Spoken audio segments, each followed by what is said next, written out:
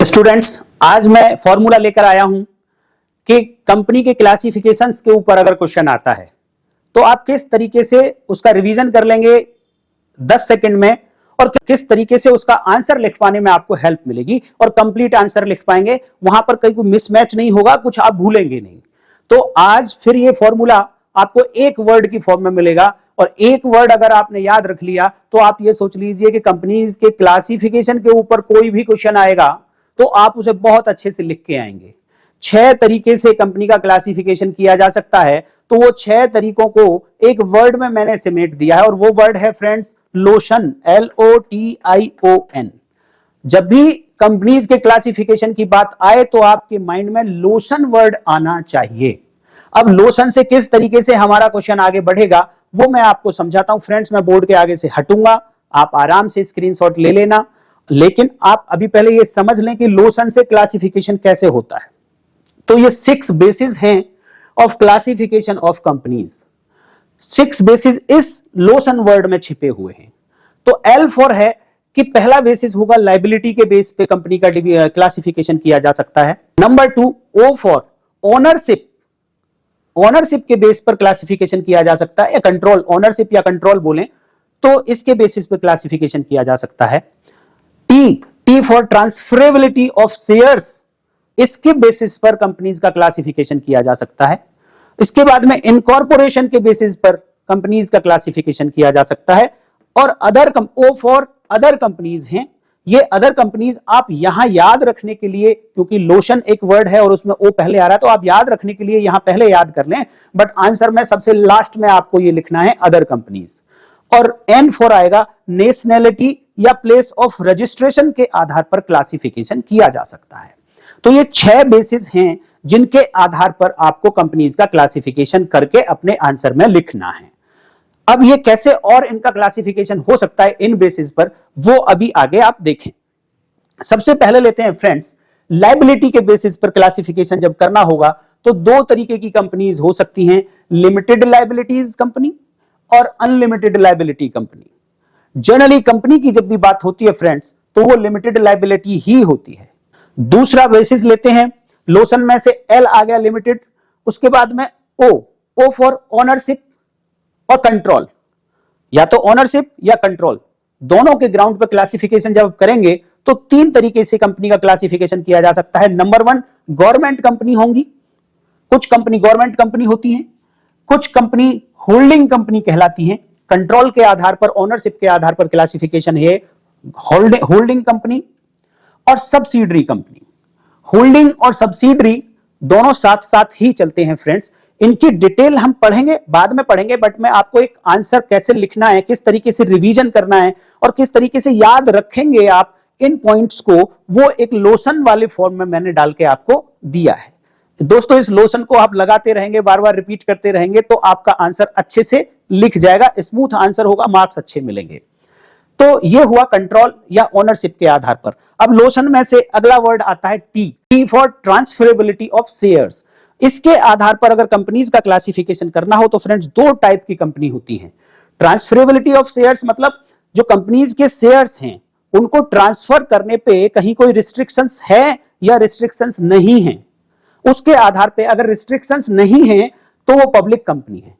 Share का transfer करने पर रिस्ट्रिक्शन अगर है तो वो प्राइवेट कंपनी है। तो 2 टाइप का क्लासिफिकेशन हुआ on the basis of transferability of shares. Lotion में T के बाद अब आता है I फॉर इनकॉर्पोरेशन के आधार पर भी क्लासिफिकेशन होता है। तो वहां पर 3 तरीके की कंपनी होंगी इनकॉर्पोरेशन के आधार पर। इनकॉर्पोरेशन का मतलब कि उनका जन्म कैसे हुआ है, वो पैदा कैसे हुई है, इनकॉर्पोरेशन का मतलब ये होता है। तो फ्रेंड्स देखो, कुछ कंपनियों का जो जन्म होता है वो एक चार्टर के थ्रू होता है। जैसे हमारे देश में ईस्ट इंडिया कंपनी आई थी, वो एक चार्टर के थ्रू पैदा हुई थी, एक चार्टर से उसका इनकॉर्पोरेशन हुआ था। तो ऐसी कंपनीज को बोलते हैं रॉयल कंपनी या चार्टर्ड कंपनी, जैसे ईस्ट इंडिया कंपनी एक एग्जांपल है। दूसरा, एक लॉ पास किया जाता है अलग से पार्लियामेंट में और उस लॉ के आधार पर कुछ कंपनी बनाई जाती है, तो उन कंपनीज को बोला जाता है स्टैट्यूटरी कंपनी। जैसे हमारे इंडिया में अगर बात करें तो LIC हो गई, बैंक्स हो गए, RBI हो गया, तो इनके लिए अलग से एक एक्ट बनाया गया और उन एक्ट के थ्रू इन कंपनीज का जन्म हुआ, इसलिए इनको स्टैट्यूटरी कंपनी कहा जाता है। इनकॉर्पोरेशन के आधार पर चल रहा है क्लासिफिकेशन। और तीसरे टाइप की कंपनी होंगी इनकॉर्पोरेशन के आधार पर रजिस्टर्ड कंपनी। ये वो कंपनी है जिनका रजिस्ट्रेशन कंपनी एक्ट में होता है। अभी जो एग्जिस्टेंस में चल रहा है कंपनीज एक्ट, वो है द कंपनीज एक्ट 2013। या तो इस एक्ट में रजिस्ट्रेशन हुआ हो या इससे प्रीवियस जो कंपनीज लॉ थे, जो हिस्ट्री मैंने पिछली वीडियो में बताई, उनमें अगर कहीं भी रजिस्ट्रेशन हुआ है तो वो रजिस्टर्ड कंपनी कहलाएंगी। तो इनकॉर्पोरेशन के आधार पर 3 तरीके का क्लासिफिकेशन। अब लोशन में से आई हो जाने के बाद ओ आता है, और इस ओ को हम लास्ट में बताएंगे। अदर कंपनीज वो मैंने इस साइड में लिखी हैं, लास्ट में बताएंगे। अब आता है लोशन का last word N. N for होता है नेशनलिटी या प्लेस ऑफ रजिस्ट्रेशन। इसके आधार पर भी क्लासिफिकेशन किया जा सकता है। इसके आधार पर 2 तरीके का क्लासिफिकेशन होता है friends. Number 1, Indian company. Company act में जब आप पढ़ेंगे तो कोई इंडियन कंपनी वर्ड नहीं लिखा है, लेकिन आप आंसर में इंडियन कंपनी लिख के आ सकते हैं। क्यों नहीं लिखा है? क्योंकि इंडियन कंपनी बोले तो वो कंपनी जो इंडिया में रजिस्टर्ड हैं, डोमेस्टिक कंपनी हैं, इनलैंड कंपनी हैं, और उनके लिए कंपनीज एक्ट 2013 में केवल कंपनी वर्ड यूज हुआ है। जब भी आपको कंपनी वर्ड अकेला लिखा हुआ मिले, इट मींस वो डोमेस्टिक कंपनी है, इंडियन कंपनी है, registered in the companies act 2013 है। और दूसरी टाइप की कंपनी अगर नेशनलिटी के ग्राउंड पे बात करें तो वो होती है फॉरेन कंपनी। नेशनलिटी वर्ड क्यों यूज किया जा रहा है स्टूडेंट्स यहां पर, कि जिस तरीके से एक नेचुरल पर्सन, मेरी एक नेशनलिटी है, मैं इंडियन हूं, मैं भारतीय हूं, इसी तरीके से हर कंपनी की भी एक नेशनलिटी होती है, और वो डिपेंड करती है कि वो किस देश के कानून के अंदर रजिस्टर्ड हुई है।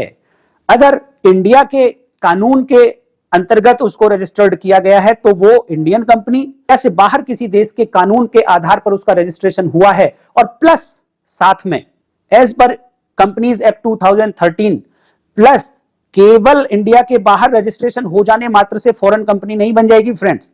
उसका बिजनेस इंडिया के अंदर होना चाहिए, registered out of India but business in India, then वो ऐसी कंपनी फॉरेन कंपनी कहलाएगी। अब छठा क्लासिफिकेशन लास्ट में आप अपने आंसर में आप लिख के आएंगे अदर कंपनीज। तो अदर कंपनीज में 6 कंपनी और टाइप की भी आती हैं, जिनमें से आप सबसे पहले ले लें मल्टीनेशनल कंपनी।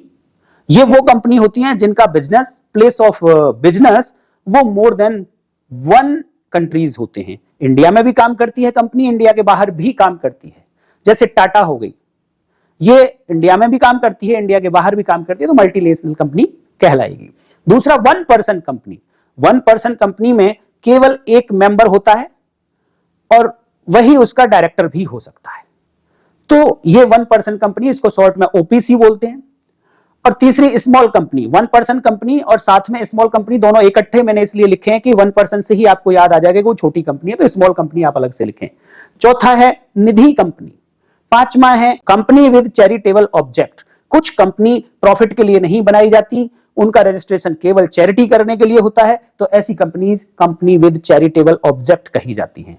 और छठी लास्ट कंपनी कि जब कंपनी शांत पड़ी हो, कोई बिजनेस नहीं कर रही हो, उसने बिजनेस करना बंद कर दिया है बट स्टिल वो रजिस्टर्ड है, इनकॉर्पोरेटेड है, तो ऐसी कंपनी को कहा जाता है डोरमेंट कंपनी। तो ये हुआ कंपनी का क्लासिफिकेशन, जो केवल एक वर्ड लोशन से निकल के आया फ्रेंड्स। तो लोशन अगर आप देखेंगे तो रीजन के लिए लोशन को अगर आप देखें 6 वर्ड इसमें है, तो 6 टाइप से क्लासिफिकेशन हो सकता है।